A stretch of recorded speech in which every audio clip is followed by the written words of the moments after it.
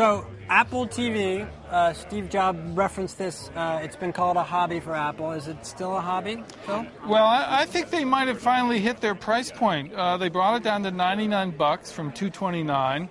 Now you don't have to buy the TV shows. You can just rent them. It's all rental. Right. And you don't have to store it on your computer. It's all streamed. Right.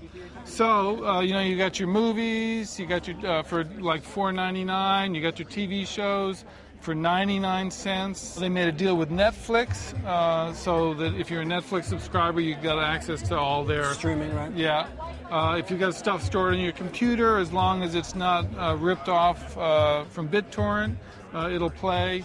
And you can do things like AirPlay, where you start watching a movie in one room, you hit a button and say, okay, I want to watch the rest of it from somewhere else. Right, you can stream it from your iPad to your big TV, right, or from your computer to your big TV, right? Anything in your Wi-Fi network, right, even from your phone, I think. Anything running iOS. Right, so we haven't, Apple I don't think has given us any numbers in terms of how many millions of these they've sold. They call it a hobby because they're not making much money on it. It's not like one of their big product lines, the Mac or the iPhone or the iPod. But at $99 with the rental feature and 99-cent things, it might. I think people, it's cheap enough that you could give it to, your husband for Christmas. That's a hint, and people are willing to experiment to see if this thing works, if it makes sense. So for here's them. my thing: it's cheap enough and it's small enough. I mean, look at this thing.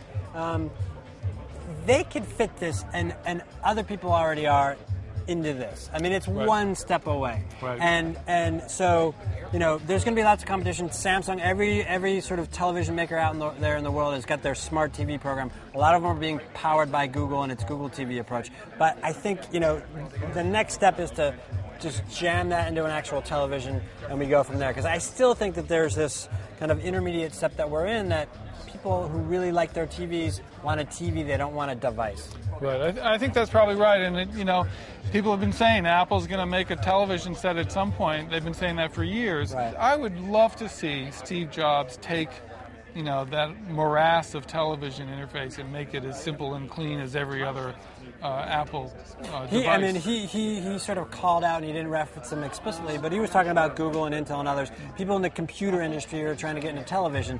And he's like, they got it all wrong. We have our answer, which is this. And he said, we'll see if we're right.